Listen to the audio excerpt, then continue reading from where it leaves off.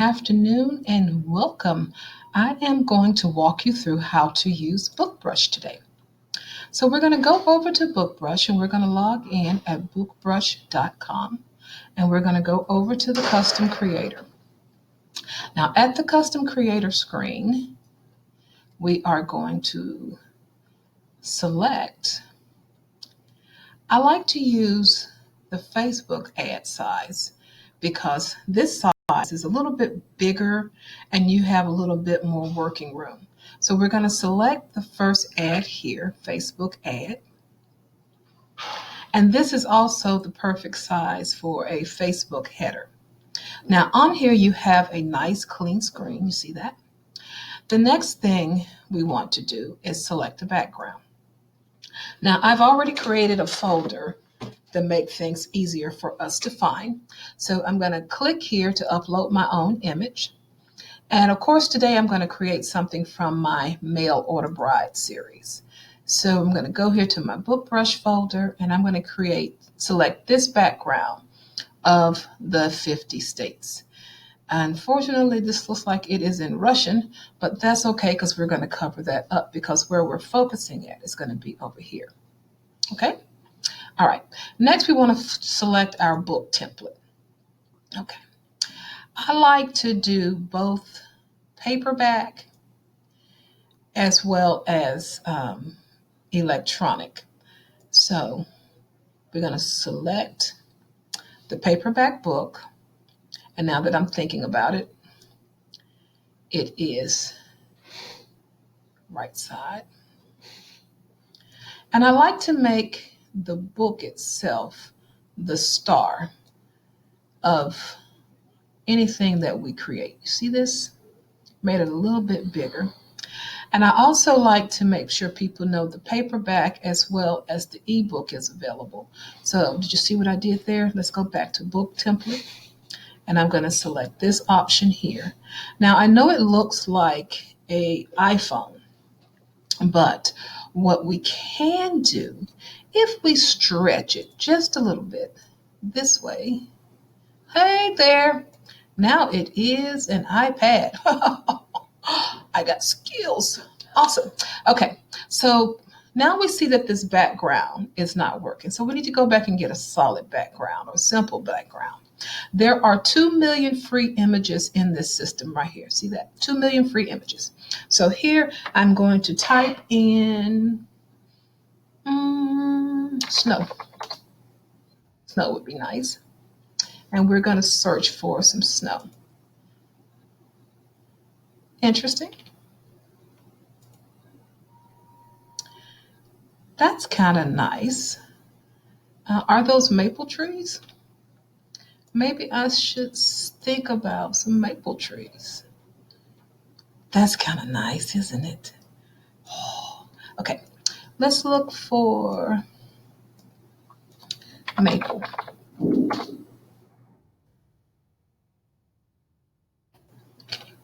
You got a nice maple leaf with a heart in it.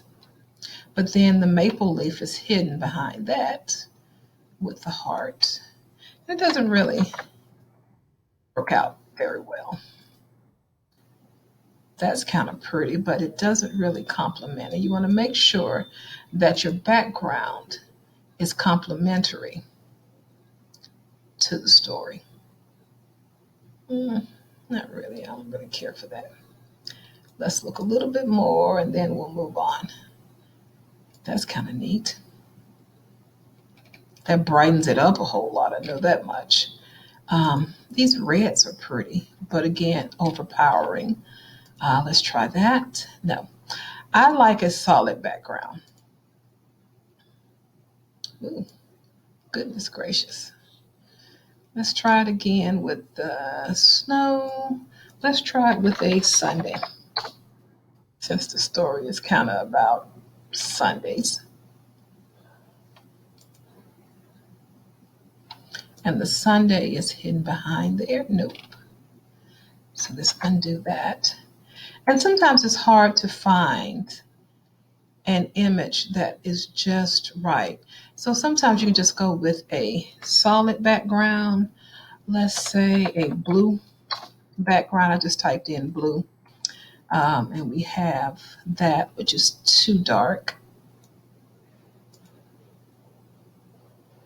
That's kind of pretty. Kind of gives you an idea of something is floating on romantic clouds. I like that. It's a little dark for a light-hearted story that I've written. Um, and there are tons and tons of images in here. That's interesting. That works. Do you think that works? That works. That looks pretty good. I like this one. Okay. So now we're going to add some text. And this is going to be available June 29th! Exclamation point. I like that. I'm going to stretch it out a little bit so that it is actually spaced and balanced. And in here, I got a room to add just a little caption or something about the story. Or I can take this and make it smaller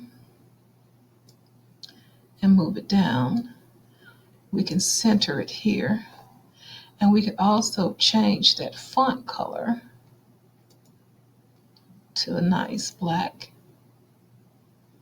We can take the shadow off. Looks nice, doesn't it? Get June 29th on the same line. We want to keep it right about there. That works, doesn't it? And then we're going to say something sappy, since it is a romance, that love is sweet. Love is so sweet. Yeah, that kind of terrible, I know.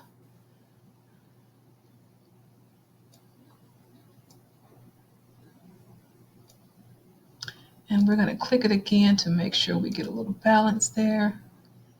Love is so sweet. And there you have it. So all you have to do from there is click on your download.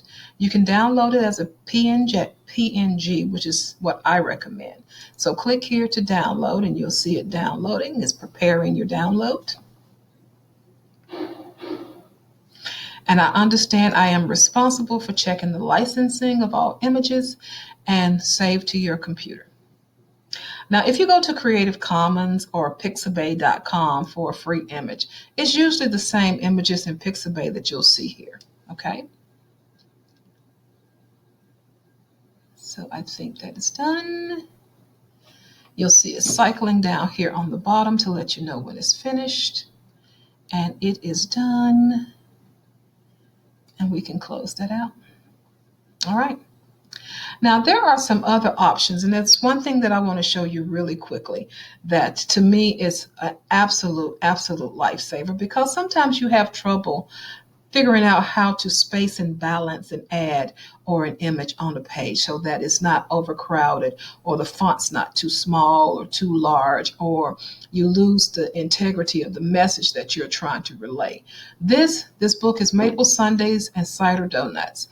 It's about love. Love is so sweet, and it's available June 29th. It's a romance, right? Okay. So let's go back to the beginning. We're going to click here on BookBrush. I may not have changed to save my changes. It's okay. I've downloaded. So if I want to go back in, then I may have to start all over from scratch. But one of the newest features that they've added inside of BookBrush is the instant mockups. Instant mockups are everything. They are absolutely fantastic. And I'm going to show you how easy instant mockups are to use. Okay.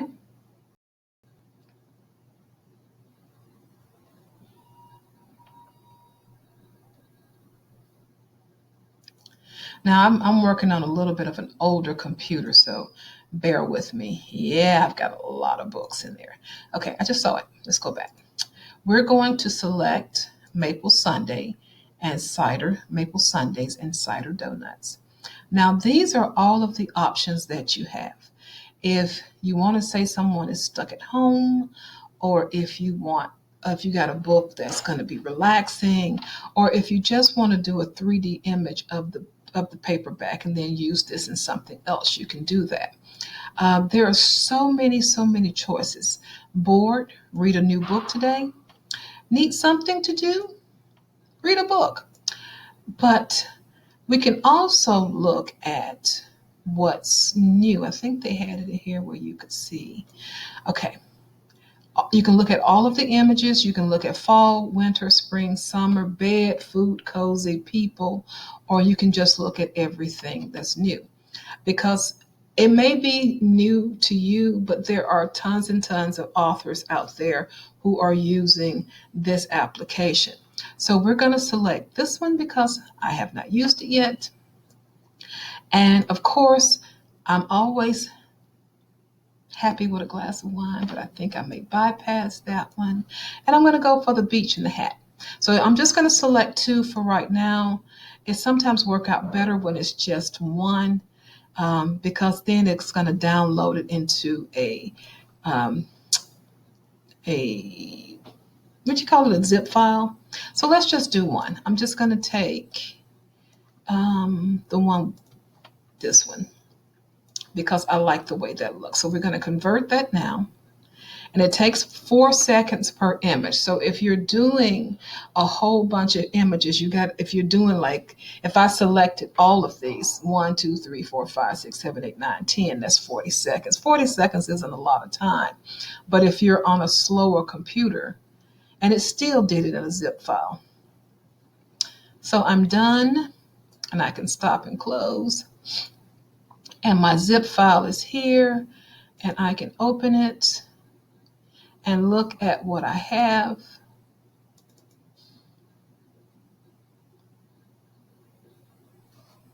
And there it is. Isn't that absolutely, get out of the way. Isn't that absolutely gorgeous? I know, right? You're probably going to see that one often. So today we learned how to use BookBrush to make graphics for our books. And I hope that you learned something, and I hope it was easy to follow along. If you have any questions, you can hit me in my inbox, and I will be glad to assist you. Okay? Have a great day.